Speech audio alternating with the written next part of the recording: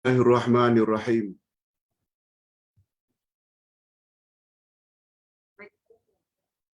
Alhamdulillah nahmaduhu wa nasta'inuhu wa nastaghfiruh.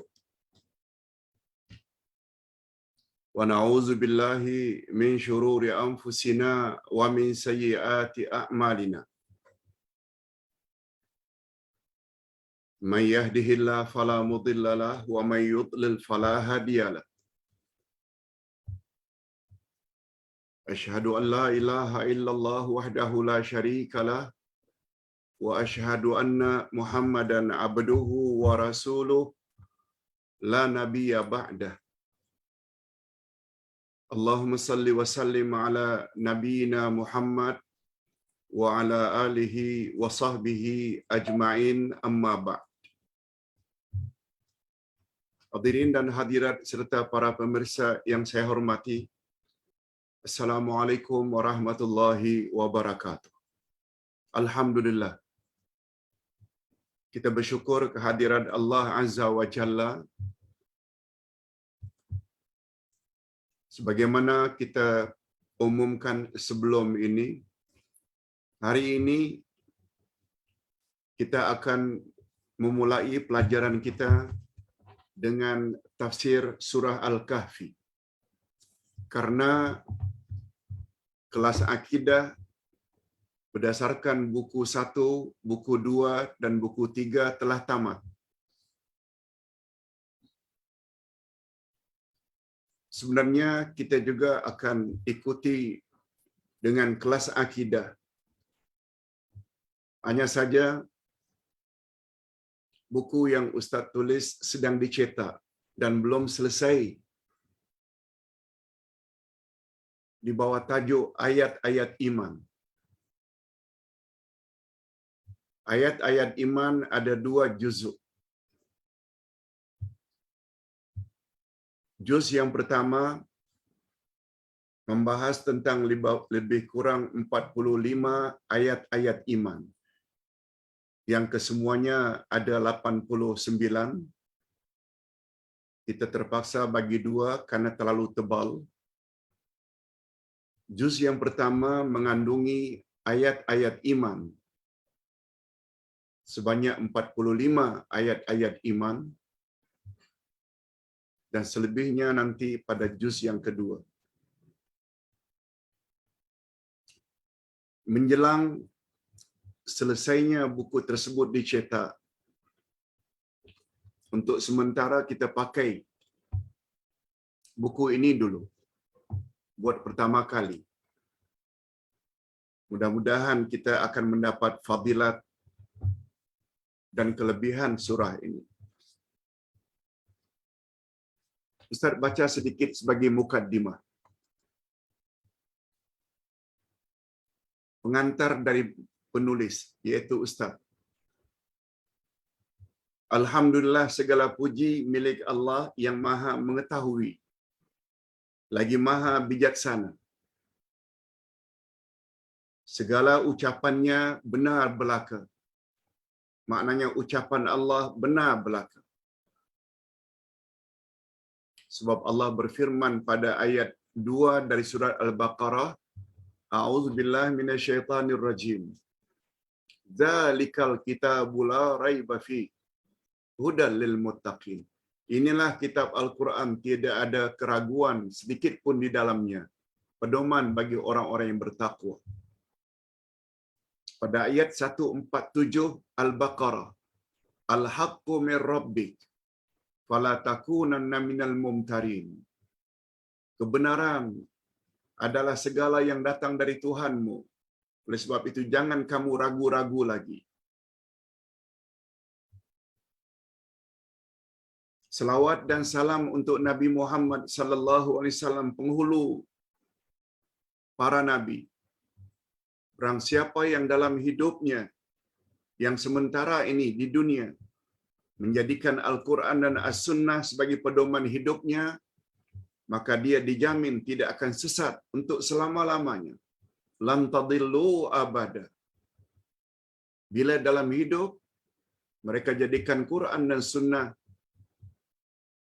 sebagai pegangan mereka, panduan mereka. Tafsir surat Al-Kahfi yang sedang Anda baca ini, yang sedang Anda pelajari ini, surat Al-Kahfi mengandungi sangat banyak pengajaran untuk dijadikan pedoman. Sangat banyak. Surat Al-Kahfi, jika tidak tadabbur ayat demi ayatnya, tidak dihayati, tidak difahami. Jika kita tadabbur, jika kita hayati ayat demi ayat, niscaya biiznillah, dengan izin Allah, kita akan terhindar daripada fitnah Dajjal akhir zaman. Dajjal akhir zaman yang senantiasa ingin menyesatkan manusia dari jalan yang lurus akan dapat terhindar jika betul-betul kita hayati tafsir surat Al-Kahfi. Bukan sekedar baca, tapi hayati, fahami maknanya. Jadikan dia pedoman. Malahan dalam surat Al-Kahfi ini Allah telah mendedahkan ada 4 jenis fitnah. 4 jenis fitnah. Nanti kita akan bahas apa itu 4 jenis fitnah yang sangat berbahaya. Pertama namanya fitnah iman. Yang kedua namanya fitnah harta. Yang kedua namanya fitnah ilmu.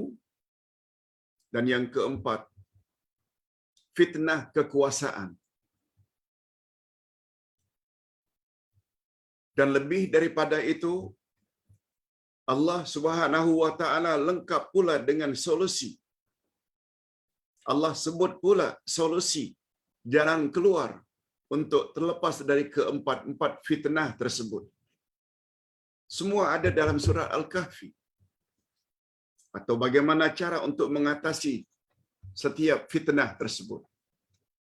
Ini yang akan kita pelajari. Penulis, yakni Ustaz, menafsirkan surat Al-Kahfi ini berdasarkan rujukan kitab-kitab tafsir yang mu'tabar dan diikuti pula dengan pengajaran yang dapat kita ambil daripada setiap ayat yang ditafsirkan. Tafsirkan 5 ayat, satu demi satu. Kemudian penghujungnya, sebelum masuk 5 ayat berikutnya, kita sebut tafsirnya. Pengajarannya, supaya mudah untuk kita ingat. Setiap pembahasan ayat-ayat ada pengajarannya, yang kadang-kadang kita tak perasan, sebab ia tersirat di dalam setiap ayat. Diharapkan semoga usaha ikhlas ini, usaha penulisan ini, bermanfaat bagi kita semua dan akan menambah berat timbangan amal saleh penulis dan keluarganya di akhirat nanti. Terakhir, penulis dengan rendah diri mohon teguran membina daripada para pembaca jika terdapat kesilapan dalam bab ini. Sebab tidak ada gading yang tidak retak. Kita tidak maksum. Mungkin ada kesalahan di sana sini, sama ada kesalahan cetak atau kesalahan tulisan, mohon ditegur. Jazakumullahu khairan. Hadirin dan hadirat rahimakumullah. Okey, itu sebagai mukaddimah. Sekarang kita ingin berpindah, apa dia Pak Ustaz fadilat atau kelebihan kita menguasai surah Al-Kahfi. Fadilat.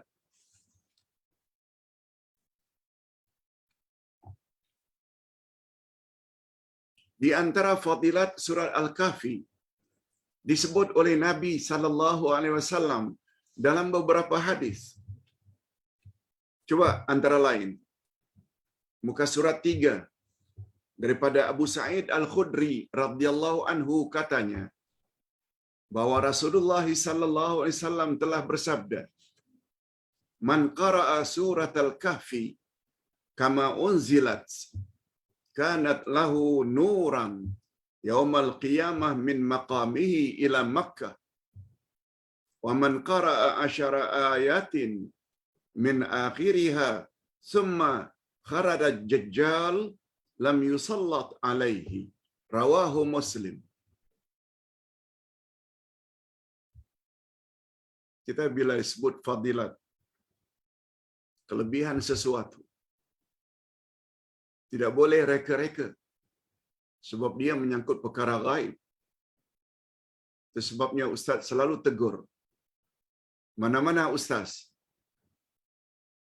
siapa baca selawat ini ganjarannya. Bila baca selawat ini ganjarannya. Padahal tidak sama sekali datang dari Nabi sallallahu alaihi wasallam. Ditambah pula selawat itu, selawat yang direka-reka, tidak datang dari Nabi. Hati-hati hadirin dan hadirat sekalian dengan pendakwah-pendakwah seperti itu. Itu bermakna dia telah mencampuri urusan Allah. Sebab yang tahu perkara gaib hanya Allah. Kalaupun ada manusia yang tahu beberapa perkara gaib, hanya manusia yang mendapat wahyu dari Allah, yaitu para nabi atau para rasul. Yes. Tapi kita manusia biasa, walau sampai ke peringkat wali Allah, kita tidak mengetahui perkara gaib. Okey. Nah, sekarang Nabi Muhammad sallallahu alaihi wasallam sebut dalam hadis sahih riwayat Imam Muslim. Coba dengar. Apa kata Nabi?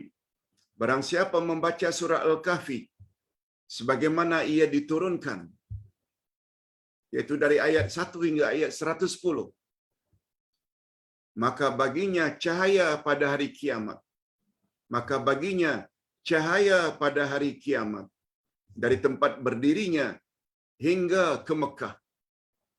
Begitu Nabi gambarkan hebatnya surah Al-Kahfi. Cahaya dengan istilah petunjuk, pedoman, panduan.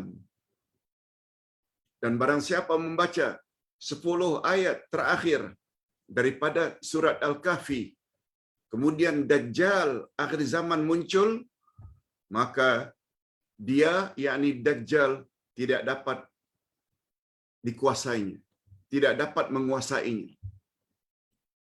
Siapa yang membaca 10 ayat terakhir dari surat Al-Kahfi, maka muncul Dajjal.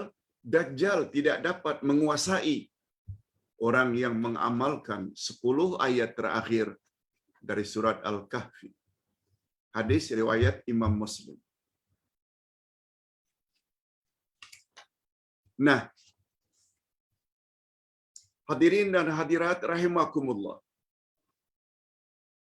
Dari Abu Darda radhiyallahu anhu, dia berkata bahwa Rasulullah sallallahu alaihi wasallam bersabda, "Man hafiza 10 ayatin min awwali suratal Kahfi usima minad Dajjal."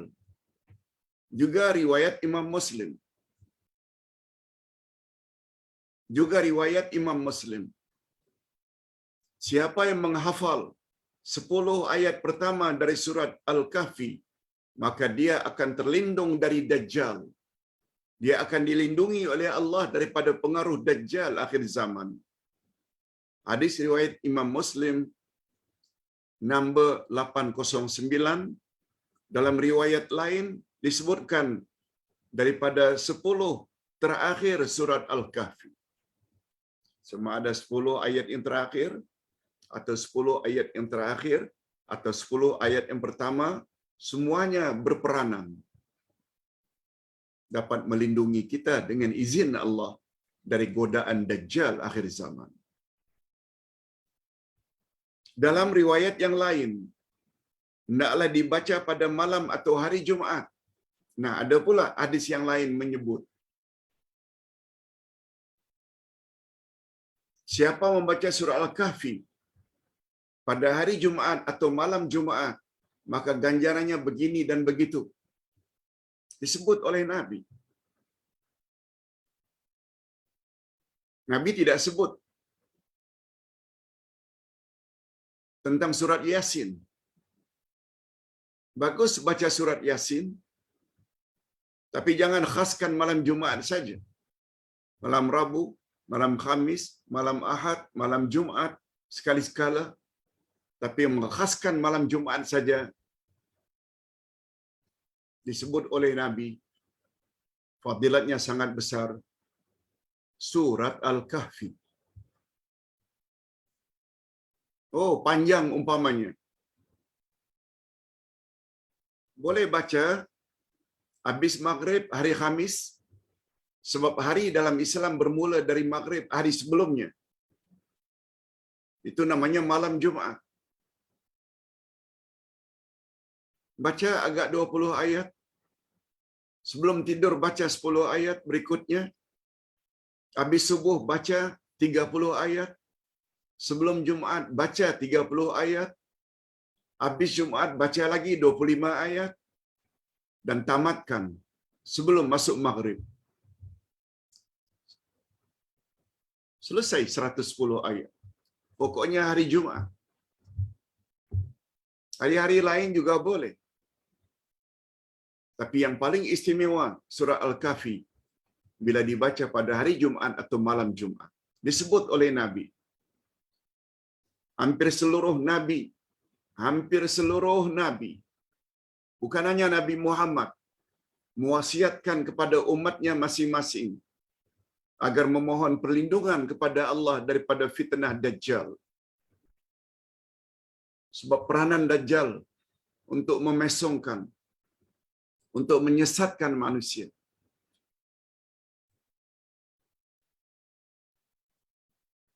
Sebab orang yang mengalami zaman Dajjal akan mendapat ujian iman yang sangat berat. Dajjal dengan izin Allah boleh robak batu menjadi emas, permata, daun-daun menjadi uang, duit.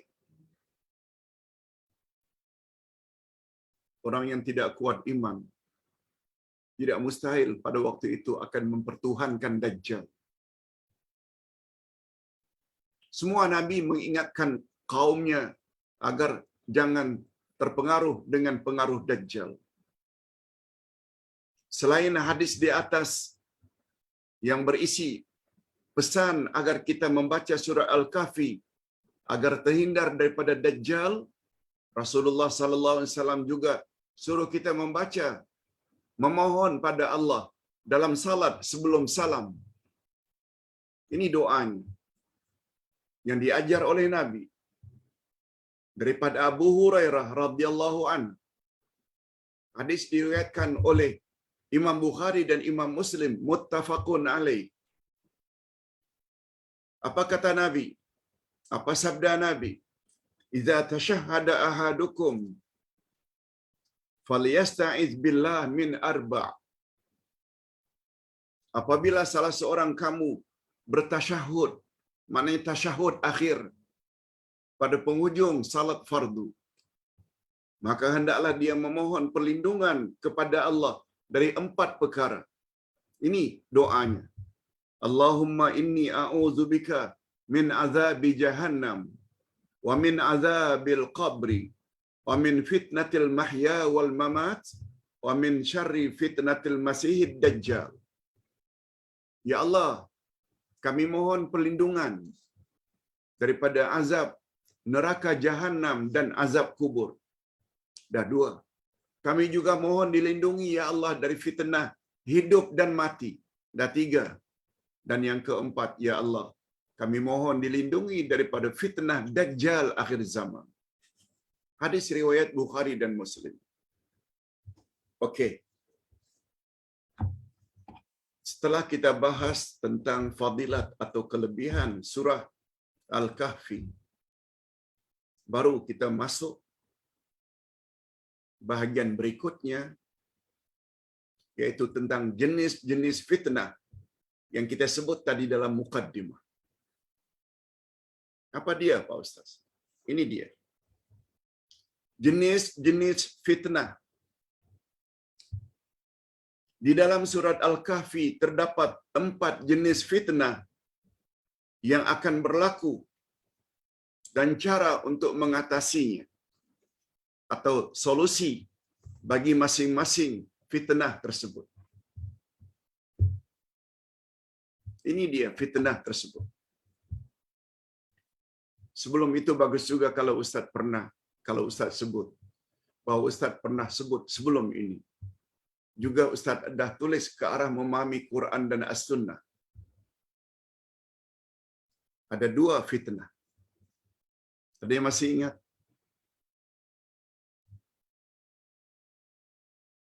Pertama namanya fitnah syahwat.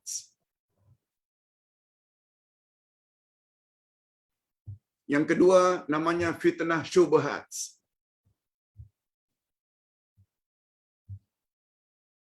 Pembahasan di dalam surat Al-Kahfi bukan fitnah itu.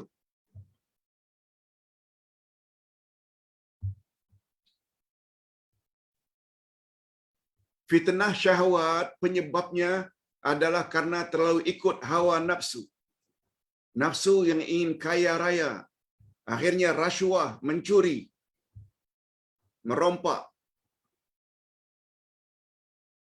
Karena syahwat ingin kaya cepat.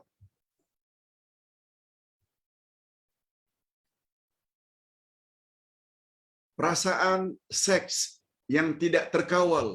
Akhirnya memuaskan nafsu dengan pelacur, homoseksual, lesbian. Itu namanya fitnah syahwat. Fitnah yang kedua pula fitnah syubhat. Syubhat maknanya ragu-ragu. Tidak pasti. Penyebabnya karena qalilul ilmi, cetek ilmu, jahil. Itu penyebabnya. Macam mana ya? Tidak salat, air tak ada. Ingat tayamum. Macam mana ya cara tayamum? Apakah seperti uduk juga? Ini namanya fitnah syubhat. Tak tahu hukum halal haram.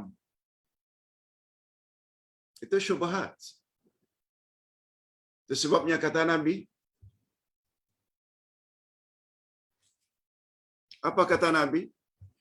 Al-halalu bayyin wal haramu bayyin wa bainahuma umurum mushtabihat. Yang halal nyata, jelas.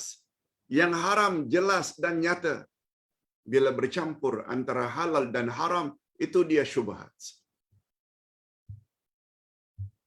Jadi fitnah syubhat penyebabnya adalah karena kurang ilmu. Macam mana solusi? Cara untuk mengatasi fitnah pertama, fitnah syahwat, jawabnya sabar. Sabar. Sabar maknanya menahan. Ada peluang untuk rasuah, tahan. Tak jadi ambil rasuah. Ada peluang untuk berzina, karena tidak ada orang yang kita kenal di kawasan itu. Duit pula banyak. Wanita-wanita jahat pula menawar-nawarkan.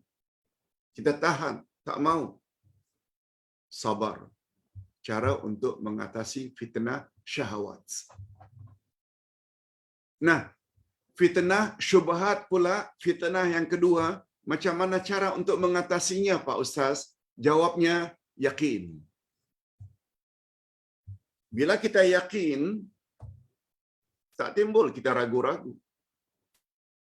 Hanya saja, bapa-bapa dan ibu-ibu serta para pemirsa, untuk sampai ke peringkat yakin, impossible. Mustahil kalau tak belajar dalil. Kalau tak belajar hadis. Kalau tidak belajar Al-Quran. Kalau tak belajar kalamullah dan kalamur Rasul. Itu sebabnya kata Nabi, jika kamu dalam hidup ini berpegang teguh dengan Quran dan Sunnah, kamu tak akan sesat. Sebab kita yakin. Tapi macam mana tidak yakin kalau Quran hanya boleh dibaca, tapi tak faham? Hadis hanya dibaca, tapi tak faham? Yakin hanya muncul bila kita sudah belajar. Nah sekarang, kalau selama ini kita tidak yakin surah Al-Kahfi punya fadilat macam itu, sekarang kita dah yakin karena ada hadis sahih. Okey. Pembahasan kita pada hari ini bukan fitnah itu. Bukan fitnah syahwat dan syubhat. Tapi ini fitnah yang tertera di dalam surat Al-Kahfi bersamaan dengan solusinya sekali.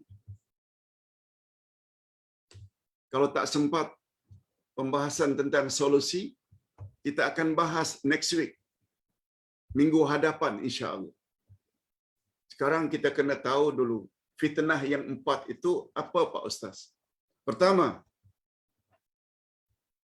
fitnatul iman. Fitnatul iman, fitnah iman.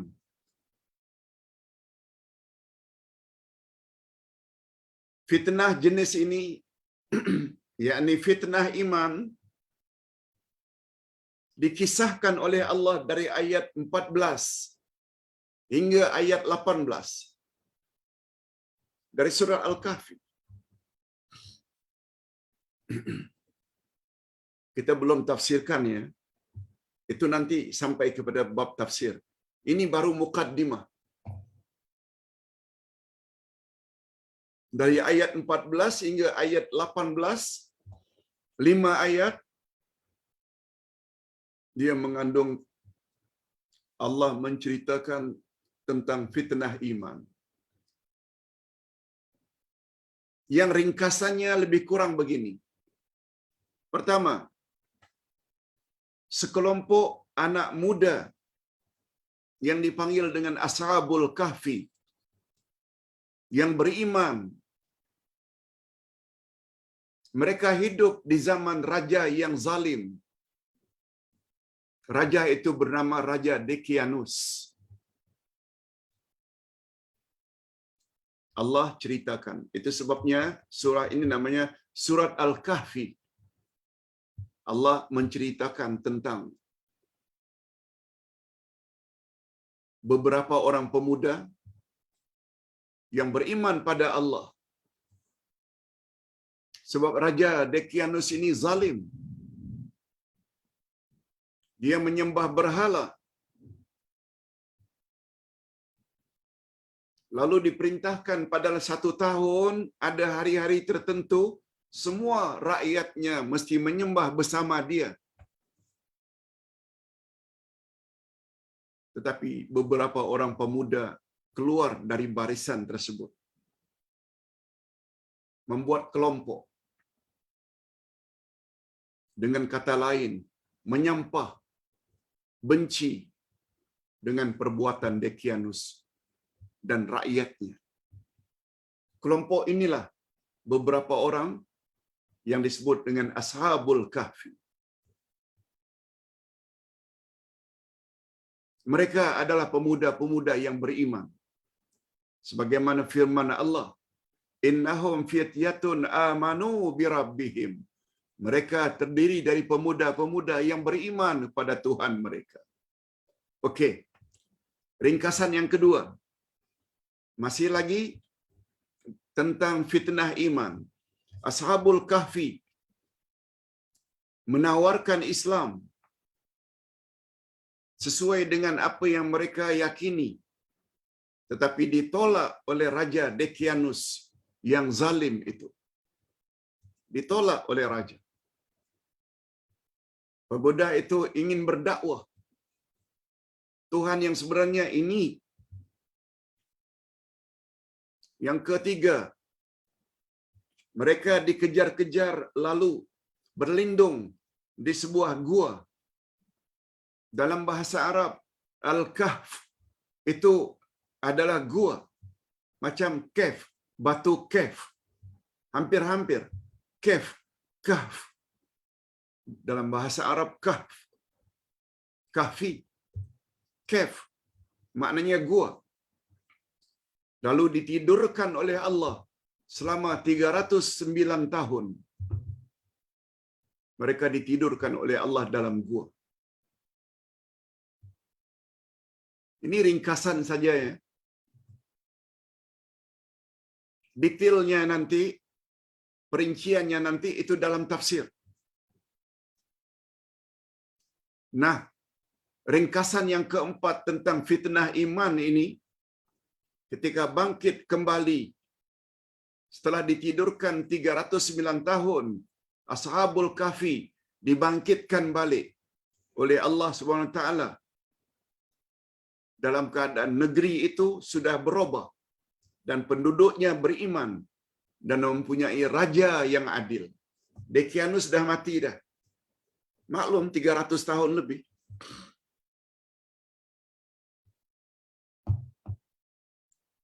Itu namanya fitnah iman. Pemuda-pemuda tersebut diuji oleh Allah melalui Dekianus supaya mereka menyembah berhala, tapi tidak, mereka tidak mau ikut. Ketika mereka akan dihukum, mereka sempat lari dan akhirnya berlindung dalam gua. Itu sebabnya mereka dipanggil dengan Ashabul Kahfi, pemuda-pemuda penghuni gua. Okey.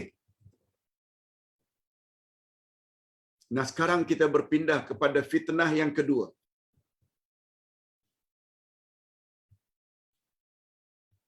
Kita belum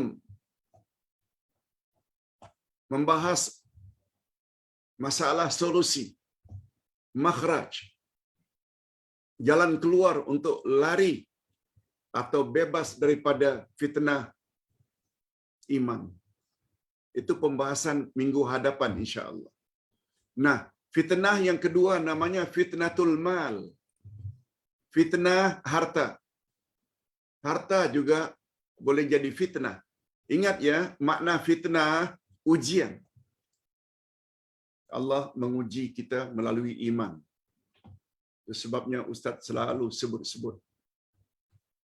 Yang paling utama dan pertama kita mesti fokus dalam mempelajari agama Islam adalah akidah. Akidah itulah iman.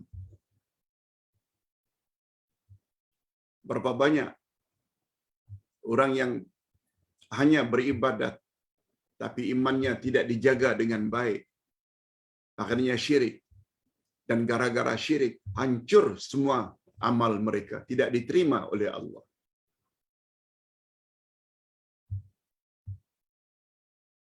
Fitnah yang kedua, fitnah harta. Fitnah jenis ini dikisahkan oleh Allah dalam ayat 32 hingga ayat 42 dari surah Al-Kahfi.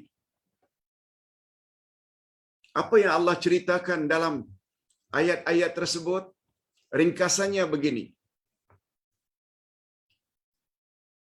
Kisah tentang sahibul jannatain, pemilik dua kebun yang hidup mewah. Ada zaman dulu dua adik-beradik.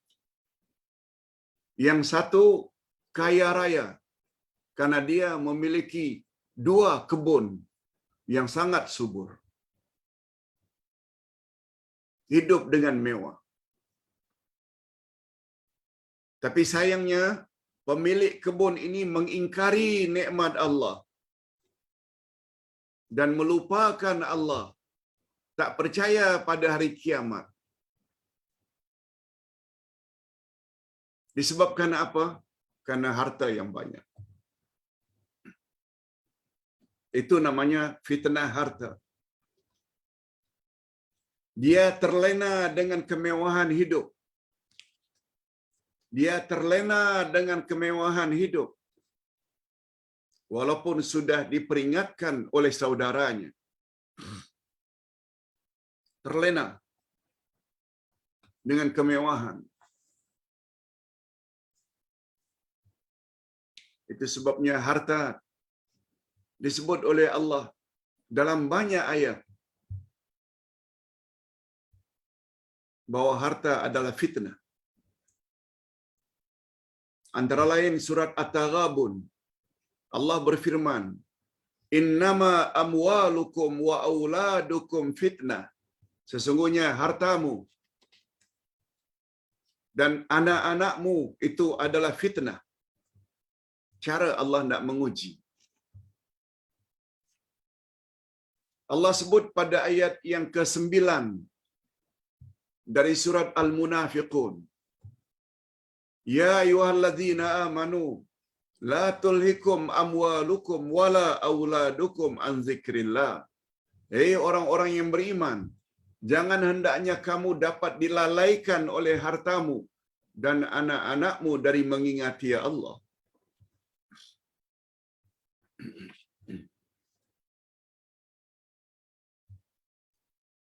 Syukur alhamdulillah. Terdapat beberapa orang-orang yang kaya, orang-orang yang berada sponsor kelas online seperti ini. Kelas hari ini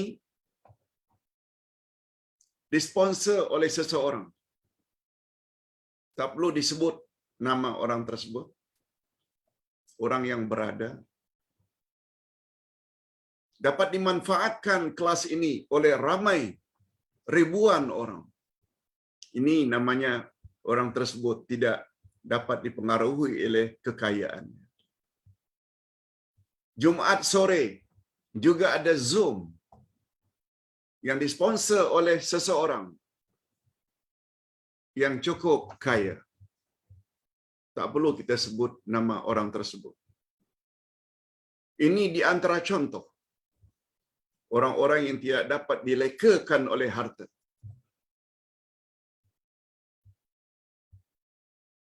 Hadirin dan hadirat.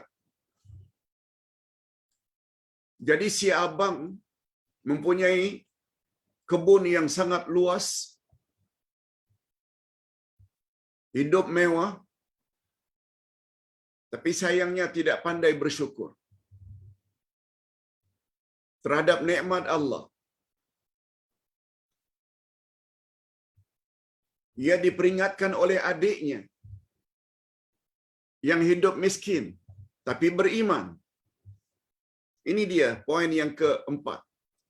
Adiknya yang beriman tetapi miskin menasihati abangnya, tetapi nasihatnya ditolak. Itu namanya fitnah harta, fitnatul mal.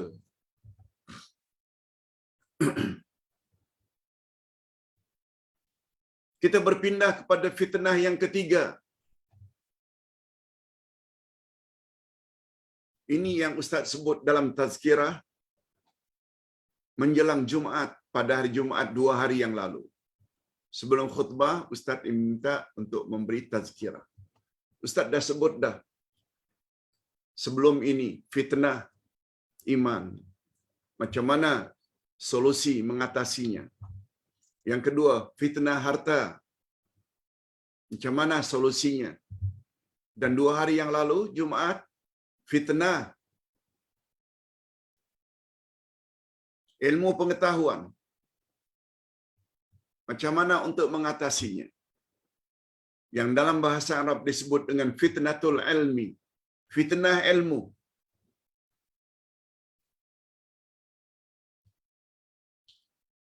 Ilmu pun ada fitnah.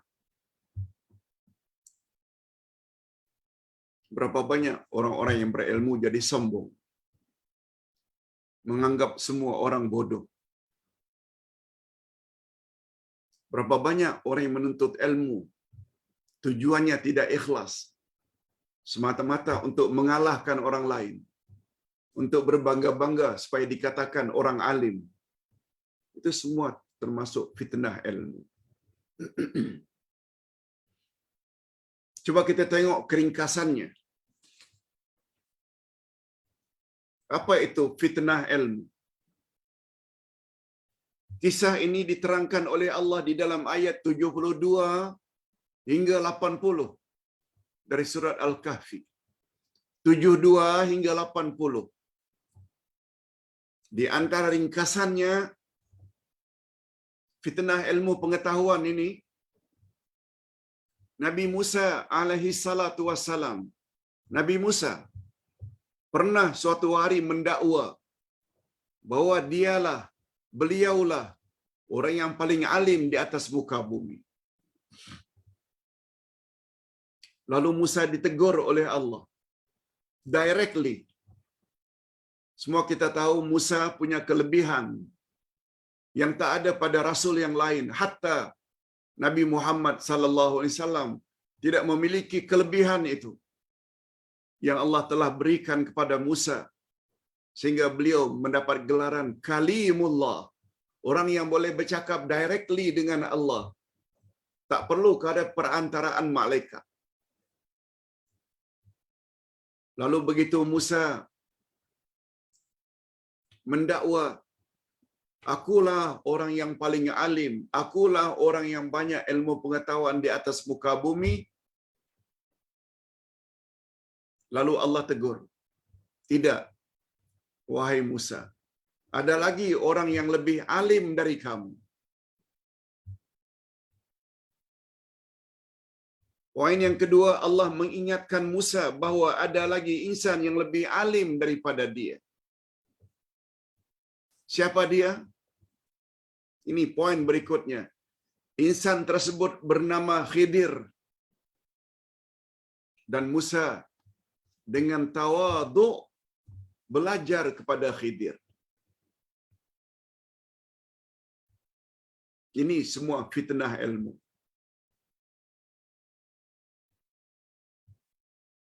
Alhamdulillah, Musa begitu mendapat teguran langsung daripada Allah, lalu bertanya, di mana orang yang lebih alim daripadaku itu, wahai Allah? Aku ingin cari dia dan aku ingin belajar daripadanya. Ini orang yang tidak dapat dilekakan oleh ilmu. Begitu dapat tahu ada orang yang lebih alim daripadanya,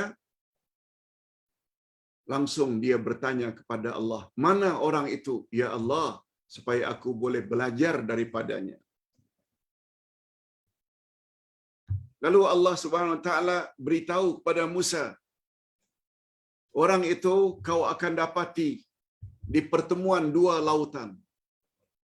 Di pertemuan dua lautan. Atas dasar itulah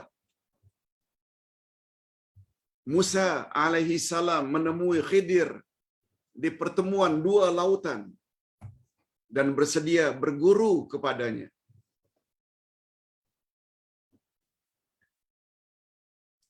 Cuma sayangnya Nabi Musa tidak sabar. Musa tidak sabar sebab gurunya telah mensyaratkan, kalau engkau ingin belajar daripadaku, kau mesti sabar. Jangan tanya terhadap apa saja yang aku lakukan, walaupun kelihatannya aneh. Sebab nanti aku akan maklumkan kepadamu apa rahasia di balik perbuatanku itu.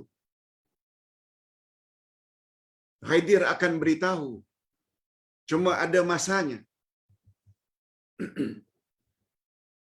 Macamlah seorang guru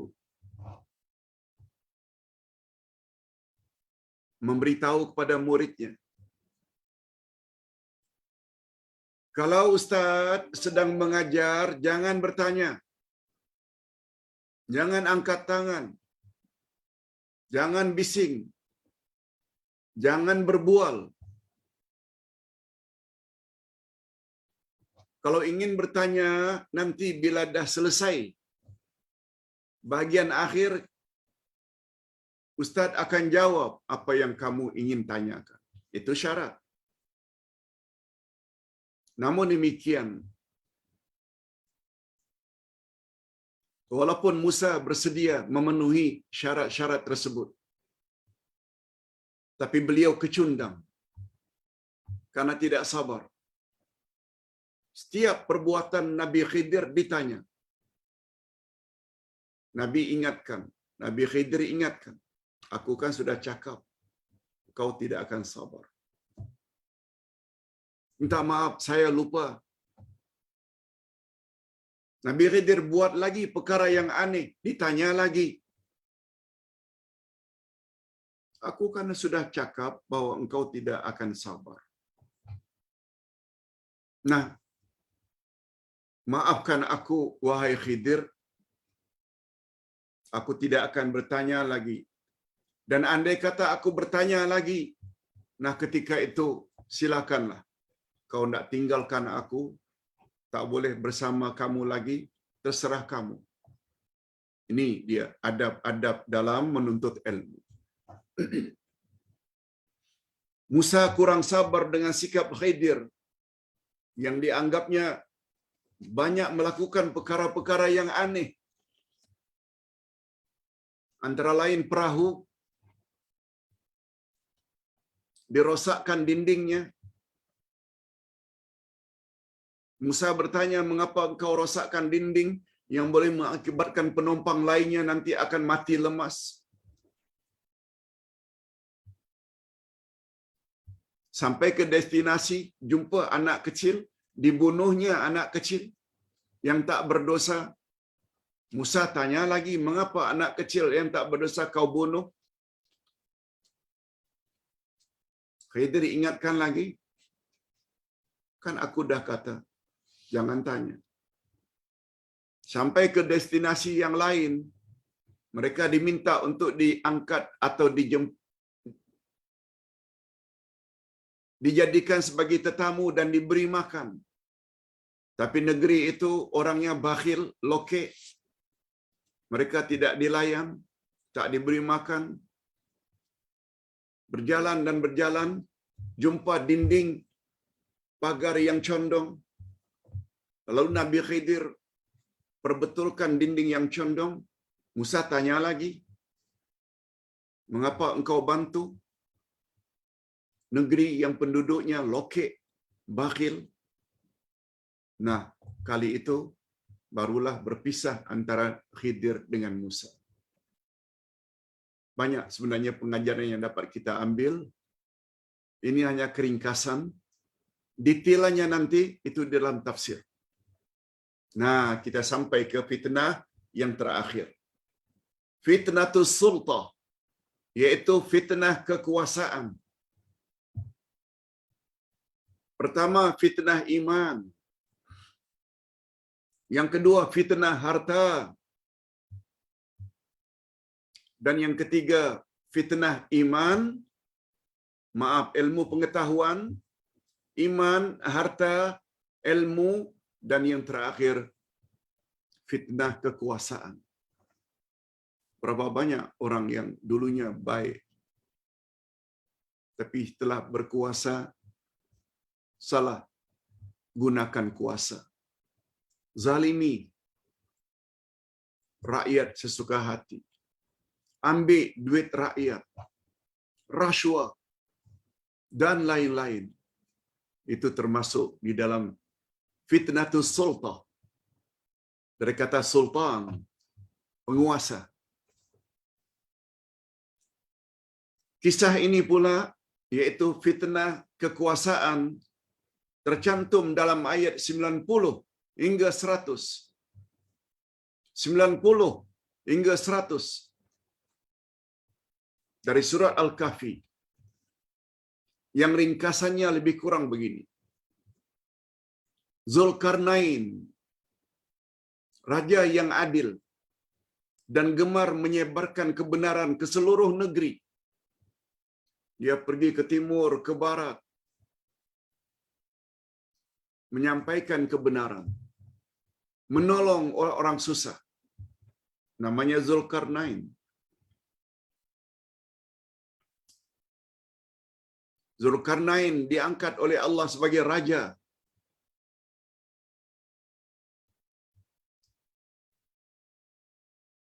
Kita ada sebut baru-baru ini dalam ilmu tafsir.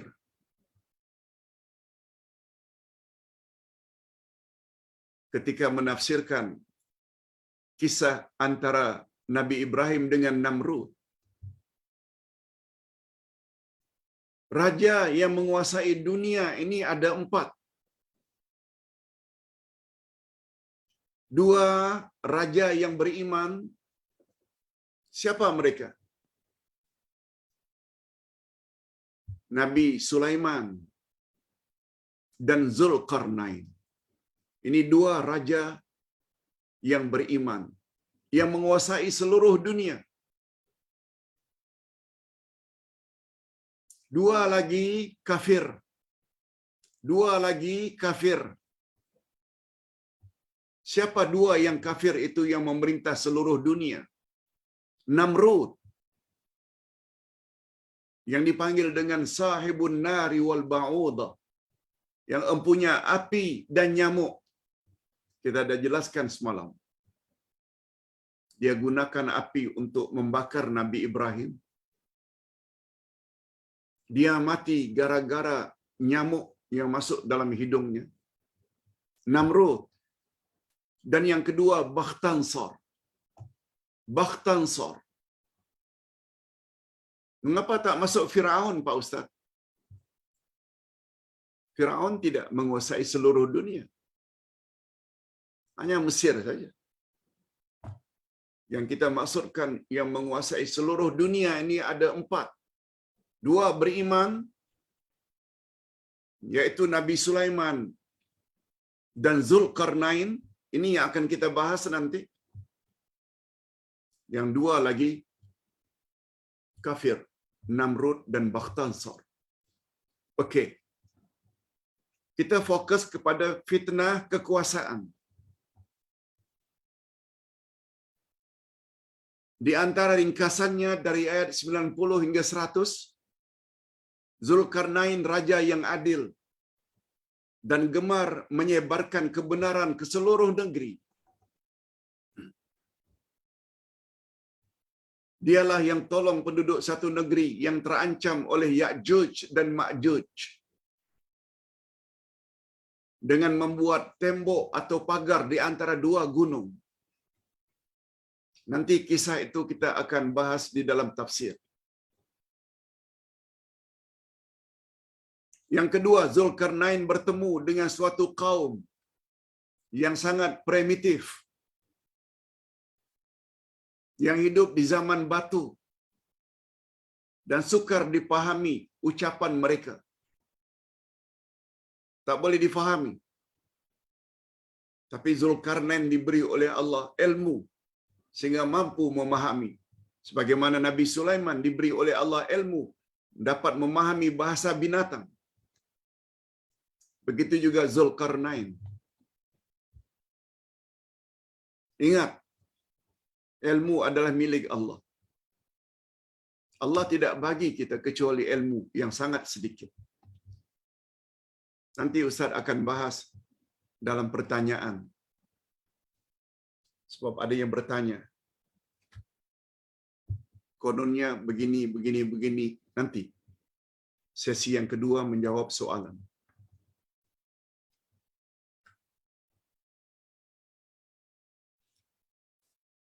Kesimpulan berikutnya tentang fitnah kekuasaan. Namun demikian Zulkarnain yang bijak dapat memahami bahasa mereka.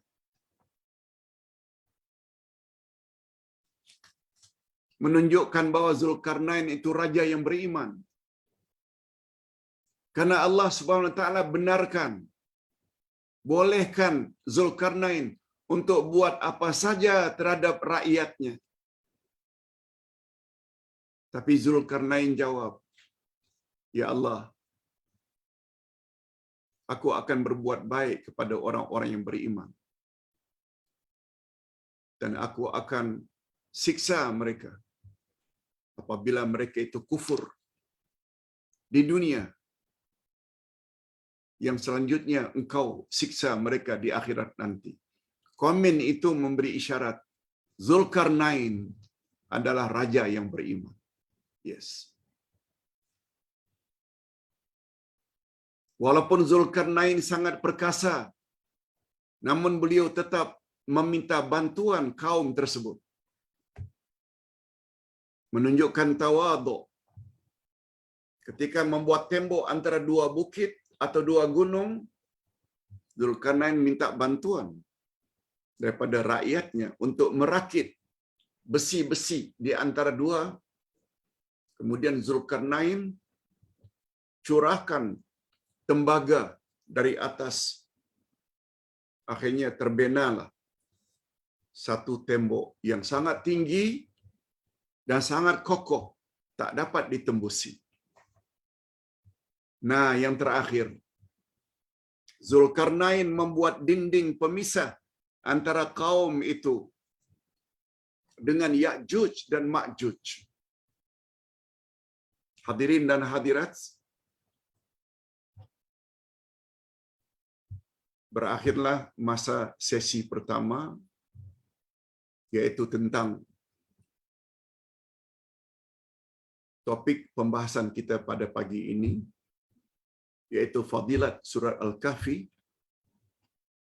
diikuti dengan jenis-jenis fitnah yang 4 yang Allah ceritakan dalam Surat Al-Kahfi. Macam mana solusinya Pak Ustaz agar terhindar daripada fitnah iman, agar terhindar daripada fitnah harta, agar terhindar daripada fitnah ilmu, agar terhindar dari fitnah kekuasaan? Itu pembahasan kita insya-Allah pada minggu hadapan. Ustaz teruskan dengan sisi atau seri yang kedua, menjawab beberapa soalan dari jemaah.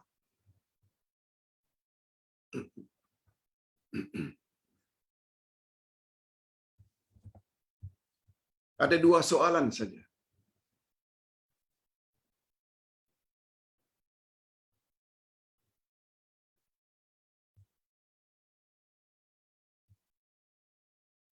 Ada seorang ustaz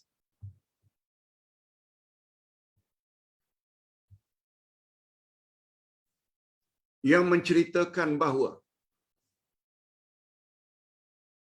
roh seseorang boleh berpindah kepada orang lain.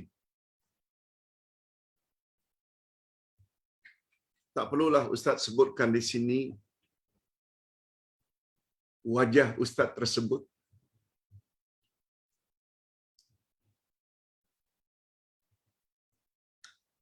Bagi kita, kontennya, kandungan dakwaan ustaz tersebut. Kepada ustaz diminta pencerahan, di mana ustaz tersebut mendakwa Allah Subhanahu wa taala kalau telah mencipta manusia yang beriman mendapat hidayah, lalu keturunan berikutnya Allah Subhanahu wa taala boleh ambil roh orang yang taat beriman tersebut dimasukkan ke dalam manusia berikutnya. Akhirnya orang tersebut akan menjadi orang yang alim, mendapat hidayah. Begitulah seterusnya. Roh orang yang kedua ini yang mendapat hidayah, yang punya ilmu yang mendalam, keturunan berikutnya, Allah boleh ambil roh orang ini masuk kepada orang yang ketiga. Begitulah seterusnya. Dalam contoh tersebut, ustaz tersebut mengatakan roh Abu Bakar As-Siddiq. Semua kita tahu Khalifah Ar-Rashidin yang pertama, yang boleh untuk kita jadikan sebagai teladan, contoh, sebab beliau termasuk Siddiqin, salah satu dari kelompok yang telah confirm mendapat nikmat Allah, sebagaimana tafsir dari surat Al-Fatihah, Ihdinas siratal mustaqim. Ustaz sudah sebut selalu bab ini. yang dijamin masuk syurga oleh Nabi Muhammad sallallahu alaihi wasallam. Lalu roh Abu Bakar ini Allah telah masukkan ke dalam roh Imam Ahmad ibnu Hanbal.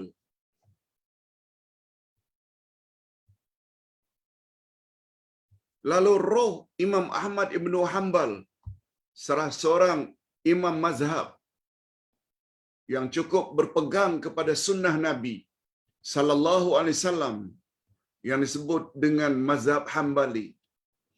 Roh Imam Ahmad ini pula sudah sekian jauhnya Allah masukkan dalam roh Sunan Gunung Jati, salah seorang daripada 9 orang wali Allah yang dipanggil dengan Sunan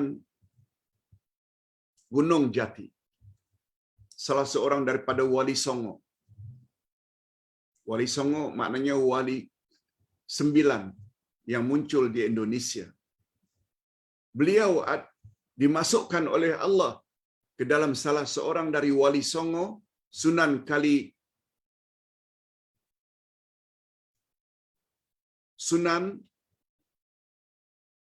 Kalijaga,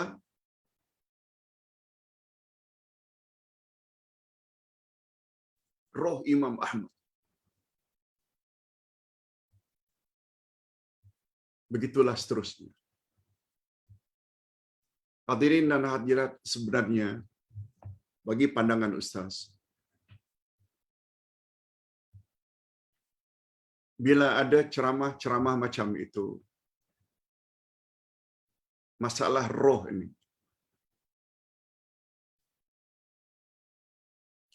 tanyalah kepada yang membuat kenyataan itu. Bukan pada Ustaz ditanya. Tetapi tidak salah. Tidak salah sekedar minta pencerahan. Pak Ustaz, menurut pandangan Pak Ustaz, bolehkah kita cakap seperti itu? Roh boleh berpindah dari satu orang alim kepada orang alim lainnya, kepada orang lain. Dibuat contoh pula, Abu Bakar kepada Imam Ahmad ibnu Hanbal. Mengapa tidak kepada Syafi'i? Mengapa tidak kepada Imam Malik? Mengapa tidak kepada Abu Hanifah? Kemudian dari Ahmad bin Hanbal pula, mengapa kepada Wali Songo? Salah seorang daripadanya, Sunan Kalijaga. Mengapa tidak pada ini? Komen ringkas Ustaz.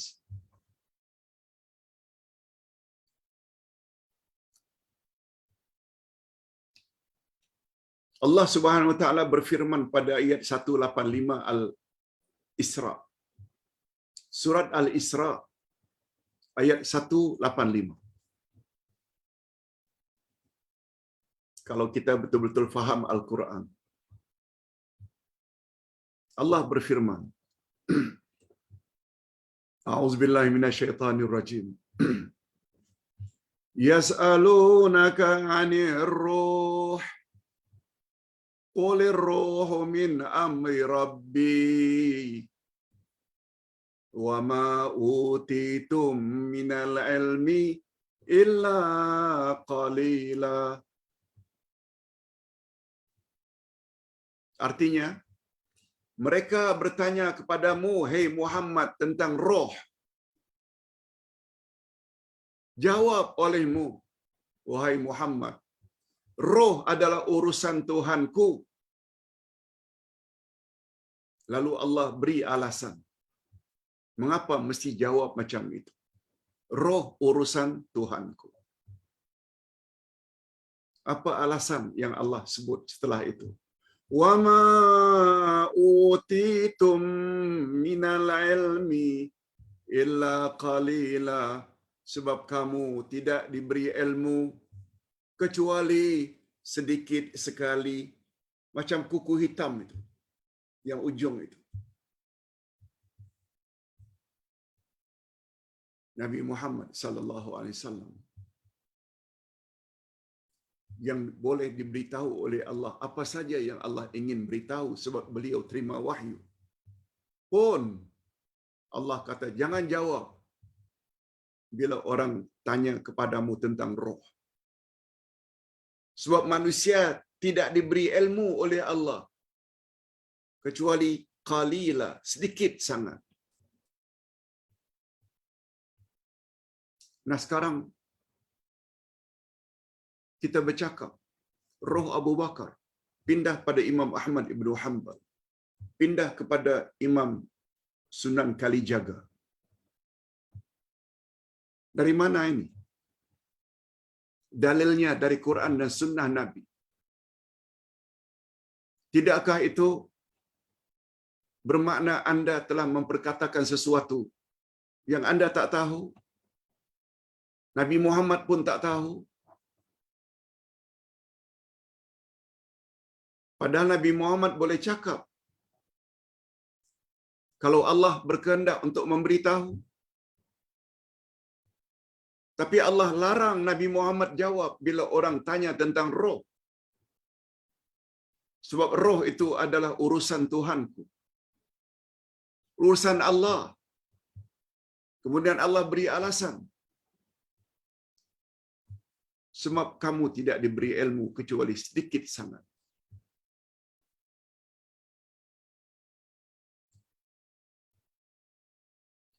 Kita tahu roh itu ada. Ingat ya, menurut ulama tafsir, roh dalam Al-Quran ada dua makna. Pertama, roh dengan makna malaikat Jibril. Sebagaimana firman Allah dalam surat Al-Qadar, Tanazzalul malaikatu warruhu fiha biizni rabbihim. Turunlah pada malam Lailatul Qadar malaikat-malaikat dan roh dengan izin Tuhan mereka. Roh di situ dengan makna Jibril. Bukankah Jibril juga malaikat, Pak Ustaz? Betul? Sebab kaedah dalam ilmu bahasa Arab, apabila yang menyambung itu bahagian daripada yang disambung, menunjukkan yang menyambung itu adalah bahagian yang paling penting daripada yang disambung. Itu sebabnya malaikat Jibril mendapat derajat penghulu semua malaikat.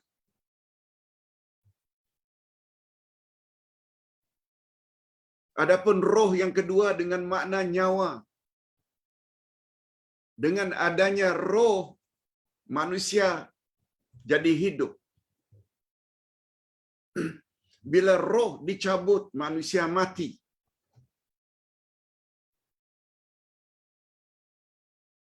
Itu sebabnya kuliah kita pagi tadi tentang nama Allah Al-Musawwir. Nabi Muhammad sallallahu alaihi wasallam larang sangat kita membuat patung. Nabi Muhammad sallallahu alaihi wasallam larang kita melukis.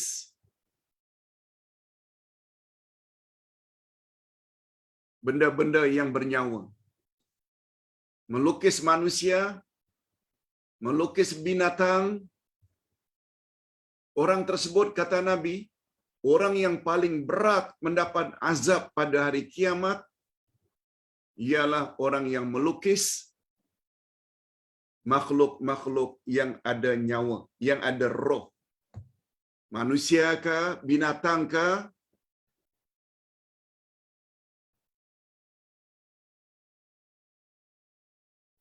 Abdullah ibnu Abbas, juga Umar ibnu Khattab radhiyallahu anhu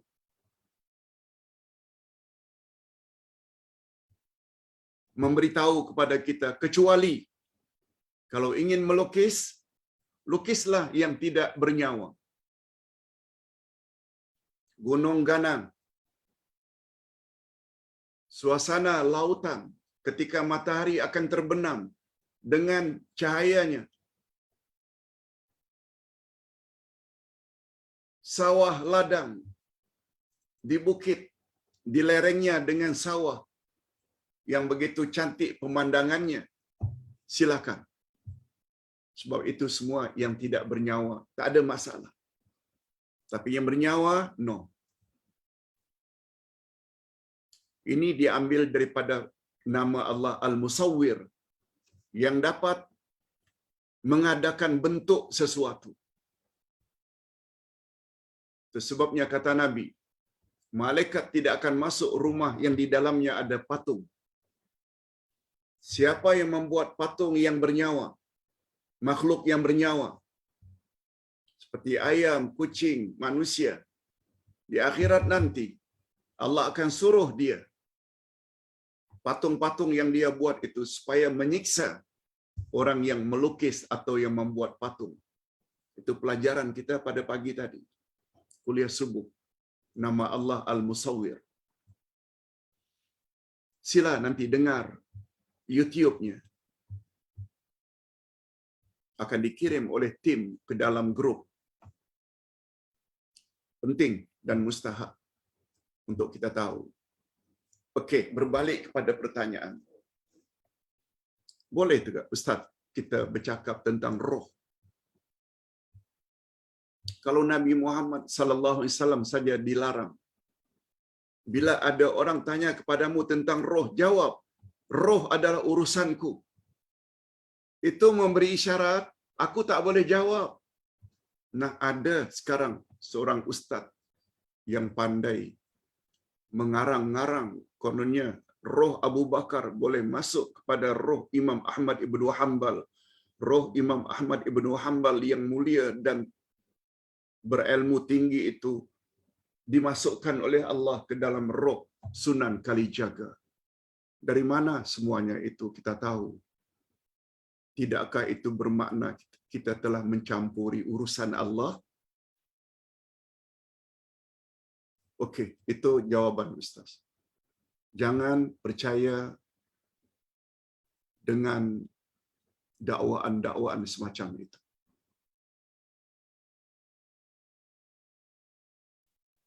Ajaran seperti itu nyata dan jelas bercanggah dengan ajaran Ahlus Sunnah wal Jamaah yang panduan utamanya adalah Al-Quran dan Sunnah.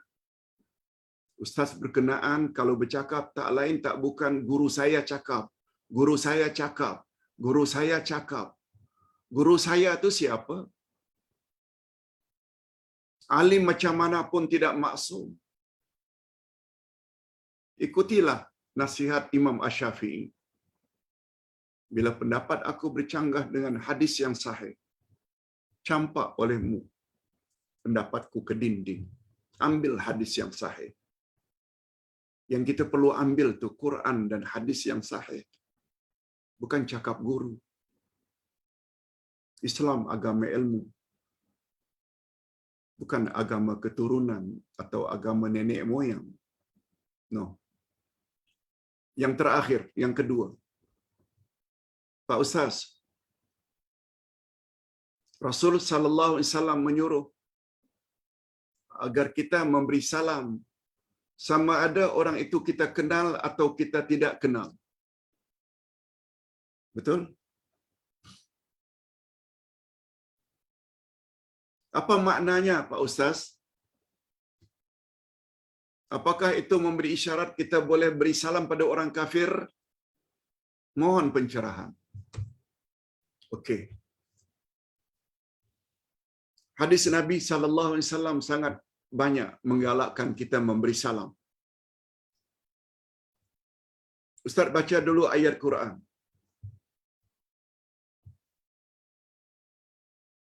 Fa idza huyyitum bi tahiyyatin fahayyu bi ahsana minha aw rudduha. Bila kamu diberi penghormatan iaitu ucap selamat, maka jawablah ucap selamat itu dengan jawaban yang lebih baik atau yang serupa dengannya. Ketika sahabat bertanya apa maksud ayat ini, kata Nabi, bila orang beri salam, Assalamualaikum, jawablah dengan yang lebih baik, Waalaikumsalam warahmatullah. Ada tambahan. Itu maknanya jawabannya lebih baik. Assalamualaikum warahmatullah. Jawablah dengan jawaban yang lebih baik. Waalaikumsalam warahmatullahi wabarakatuh. Assalamualaikum warahmatullahi wabarakatuh. Jawablah dengan jawaban yang lebih baik, yaitu dengan meninggikan suara lebih daripada suara orang yang memberi salam. Jangan tambah yang lain-lain, tapi meninggikan suara ketika menjawab. Itu makna lebih baik. Apa makna jawablah yang serupa? Assalamualaikum. Lalu dijawab Waalaikumsalam. Serupa. Assalamualaikum warahmatullahi. Waalaikumsalam warahmatullahi. Begitulah seterusnya. Tentang kelebihan memberi salam ini, Rasulullah sallallahu alaihi wasallam bersabda,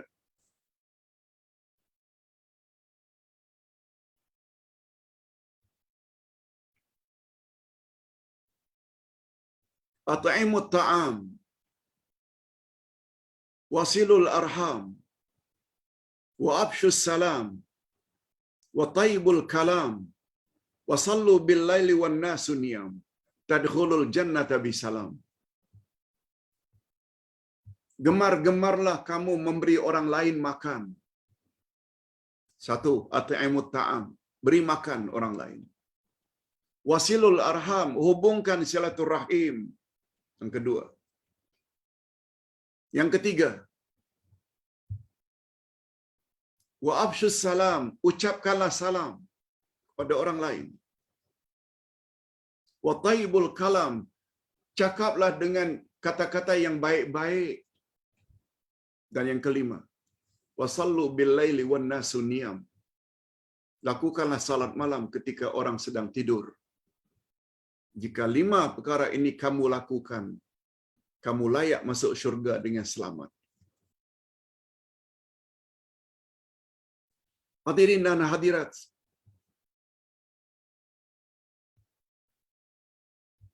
salam mengandung makna doa. Assalamualaikum warahmatullahi wabarakatuh. Maknanya, mudah-mudahan Allah beri kamu keselamatan, kasih sayang, rahmat, keberkatan, wabarakatuh. Doa. Oleh sebab itu doa orang, kita kena jawab dengan doa juga, supaya dia juga selamat, dia juga dapat rahmat, dia juga dapat keberkatan. Itu dia falsafah salam. Itu ucapan yang paling baik antara Muslim dengan Muslim lain. Kita tak nafikan adanya selamat pagi, selamat petang, good night, good morning. Ada pula akhir-akhir ini salam Jumat, ada salam perpaduan, ada salam dan macam-macam yang tak ada sumber dari Nabi.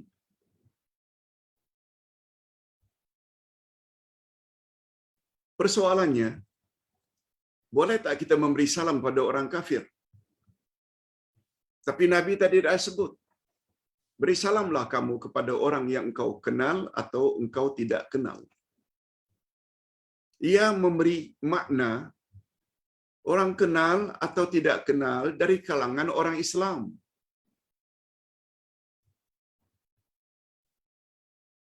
Terhadap orang kafir, pendapat yang lebih kuat ya, pendapat yang lebih kuat.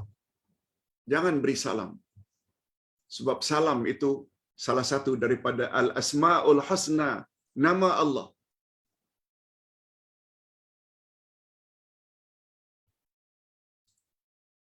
Oleh sebab itu bila orang kafir beri kita salam, Assalamualaikum,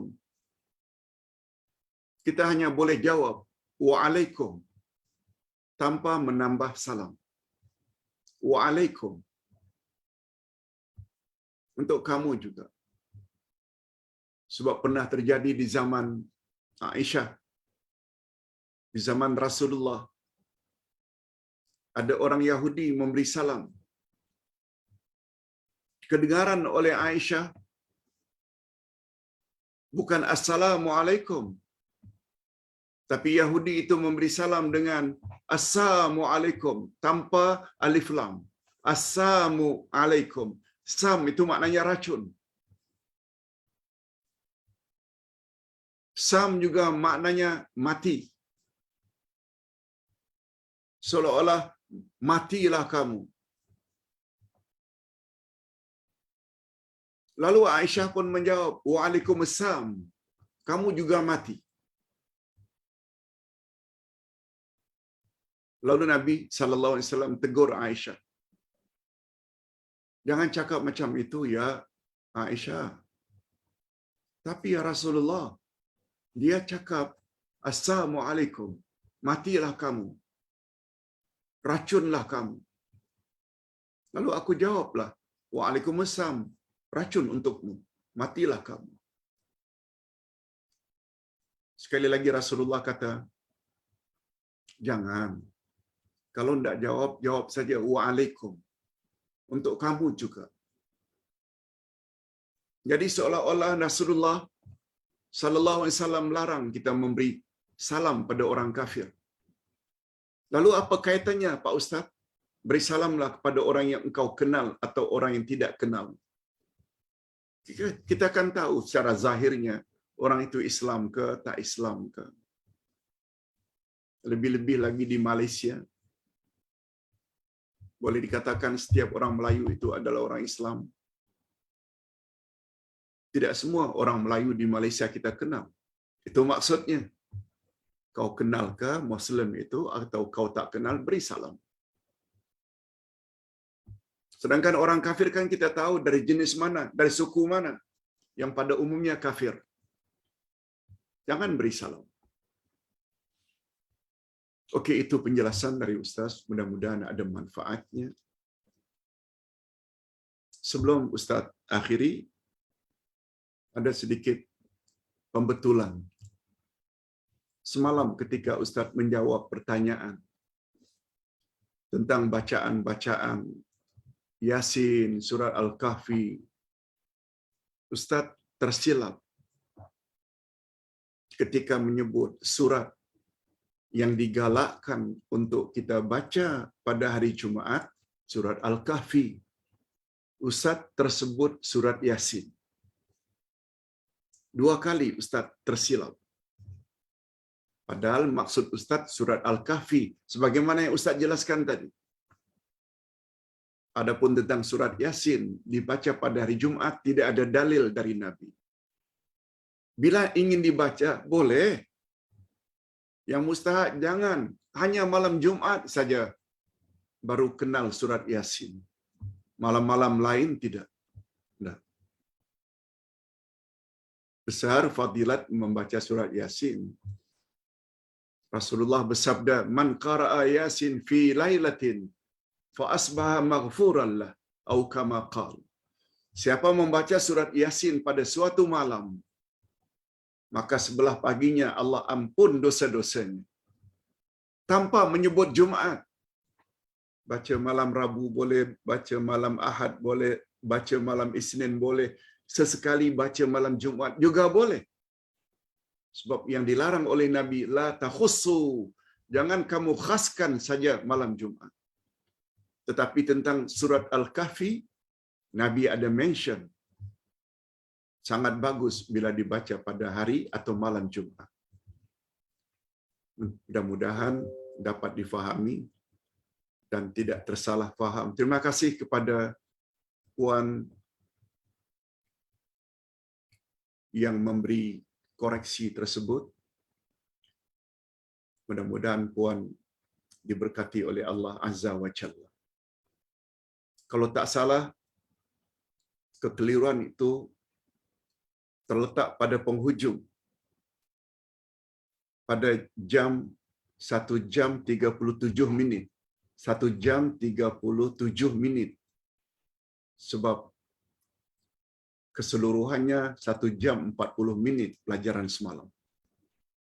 1:37. Itu kekeliruan yang Ustaz tak sengaja lakukan. Yang Ustaz maksudkan Al-Kahfi, bukan Surat Yasin. Kita akhiri dengan doa. Alhamdulillahirabbil alamin, wassalatu wassalamu ala asyrafil anbiya'i wal mursalin wa ala alihi wa sahbihi ajma'in. Ya Allah, ampunkanlah dosa kami dan dosa kedua ibu bapa kami, dan cucurilah mereka rahmat-Mu, ya Allah, sebagaimana mereka telah didik kami sejak dari kecil. Ya Allah, berilah kami pasangan hidup dan zuriat keturunan yang menyedapkan pandangan mata dan hati kami, dan jadikanlah kami pemimpin bagi orang-orang yang bertakwa. Ya Allah, ya Tuhan kami, pada hari ini kami merasakan sedikit keselesaan dan kelonggaran dengan semakin berkurangnya COVID-19. Namun demikian COVID-19 belum lagi lari daripada negara kami sepenuhnya.